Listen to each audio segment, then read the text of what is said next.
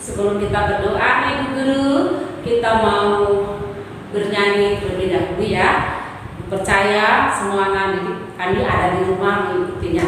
Kita bernyanyi, janjimu seperti fajar. Ketika ku hadapi kehidupan ini, jalan mana yang harus ku pilih? Ku tahu ku tak mampu, ku tahu ku tak sanggup. Hanya Kau Tuhan tempat jawabanku. Aku pun tahu ku tak benar sendiri, sebab Engkau Allah yang menggendongku.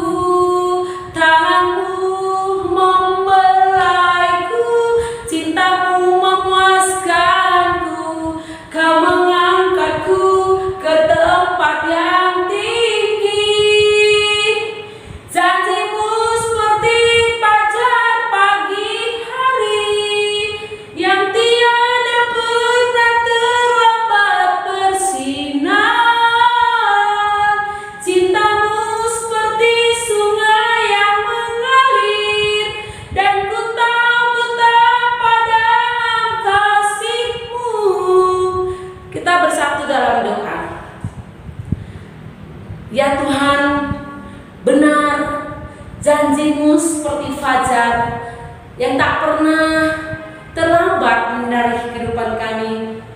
Kami bersyukur Tuhan, seperti yang Kau janjikan kepada kami, Engkau senantiasa menopang kehidupan kami, sekalipun kami keadaan kami begini. Terima kasih Tuhan, kami masih diberi kesempatan untuk berteduh sejenak di pagi hari ini.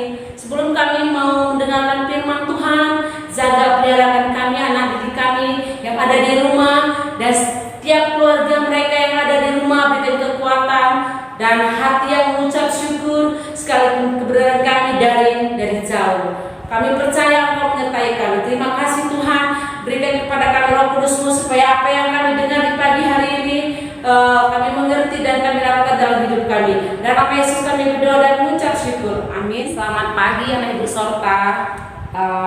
Di pagi hari ini kita mau membuka firman Tuhan yang tertulis dalam Hakim-Hakim 12 ayat 8 sampai dengan ayat yang ke-15. Tapi ibu mau baca dulu ayat 8 sampai dengan ayat 10 ya. Di situ dikatakan, ibu baca, judulnya Ebjan ya. Sesudah dia, maka Ebjan dari Bethlehem memerintah sebagai hakim atas orang Israel. Ia mempunyai 30 anak laki-laki, 30 anak perempuan dikawini keluarganya, dan 30 anak perempuan diambilnya dari luar kaumnya. Untuk anak-anaknya laki-laki, ia memerintah atas orang Israel 7 tahun lamanya. Kemudian matilah Ebjan, lalu dikuburkan di Bethlehem. Demikian pembacaan firman Tuhan di pagi hari ini ya. Anak ibu sorta yang terkasih yang ada di rumah, pernahkah Anda mendengar tentang nama Havelberg? Mungkin nama ini jarang atau tidak pernah didengar ya. Namun hampir setiap hari kita selalu memakai temuannya di gawai kita ya. Ebjan juga hakim yang ke-9, tidak pernah kita mendengar sejarahnya atau bagaimana dia melakukan kehendak Tuhan.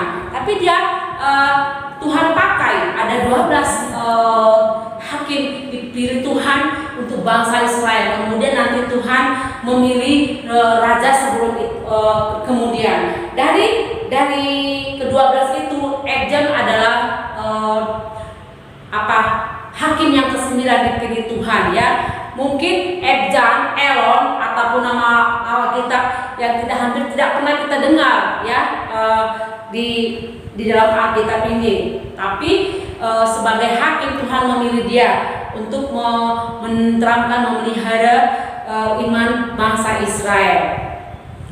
Ebjan itu berasal dari Bethlehem ya, dari Zebulon, bukan dari Yehuda. Ia adalah orang kaya ya, yang berpengaruh. Ia mempunyai anak 30 laki-laki dan 30 perempuan ya. Ebjan dipakai Tuhan untuk memimpin bangsa Israel sebagai hakim, dan kemudian nanti setelah mati nanti si Ebjan baru masuklah nanti hakim yang lain, yaitu namanya di sini ditulis Elon dan Abdon, dan kemudian nanti hakim yang terakhir ialah hakim Simson. Ya, Ibu serta minggu lalu Ibu menceritakan bagaimana yang tadi dipilih Tuhan. Setelah pelayanan Ebjan yang sebagai hakim Israel selesai, tampillah Elon dan orang Zebulon. Tidak banyak yang kita ketahui tentang ketiga hakim, mungkin karena tidak ada peristiwa penting yang diingat, namun selama mereka memerintah ada keamanan di tengah-tengah bangsa Israel, dan baru di pasal berikutnya nanti menemukan kisah tentang bangsa Israel yang berdosa terhadap Tuhan, dan kemudian di situ Tuhan menghukum bangsa Israel yang ada beserta dihukum Tuhan, dan kemudian setelah itu barulah nanti ada Simson, ya, hakim yang terakhir. Baiklah anak ibu serta, kita mengetahui bahwa pemimpin yang dipilih Tuhan yaitu hakim-hakim untuk bangsa Israel, untuk menolong bangsa Israel supaya mereka dapat taat setia kepada Tuhan. Tidak dapat diukur bahwa tercapainya ada keamanan di bangsa itu dan kesejahteraan bagi negeri itu terjadi karena perlindungan Allah sendiri. Allah berkarya bukan hanya karena dalam peperangan, tetapi juga dalam masa damai. Dalam situasi aman dan tentram bukan berarti Allah tinggal diam, ya. Maka tetaplah hidup dan berkarya bagi Allah dalam segala situasi, karena Allah tetap berkarya dalam kehidupan kita. Dan dalam situasi sulit sekarang ini pun anak ibu guru yang ada di rumah, kita nggak perlu takut, nggak perlu cemas, tapi kita yakin dan percaya Tuhan berkarya dalam kehidupan kita. Lewat kegiatan kita walaupun jauh dari, Tuhan masih bersama-sama dengan kita. Memang kita juga harus menjaga kesehatan kita untuk mencegah hal-hal yang tidak diinginkan.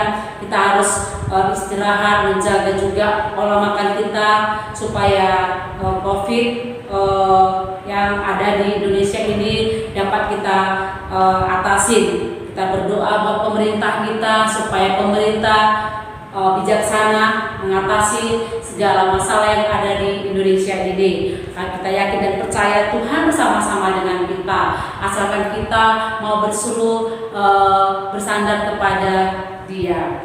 Kita yakin Tuhan lebih besar dari segala macam perkara yang ada di tengah-tengah kita pada saat ini. Bagi Tuhan tak ada yang mustahil. Kesehatan, keamanan, penyertaan, semuanya itu ada dalam tangan Tuhan. Pada siapa kita datang anak ibu serta? Kepada Tuhan, bukan kepada manusia. Kepada manusia kadang-kadang kita kecewa, tapi kepada Tuhan ada jaminan. Seperti lagu tadi, Dia tak pernah meninggalkan kita, ya.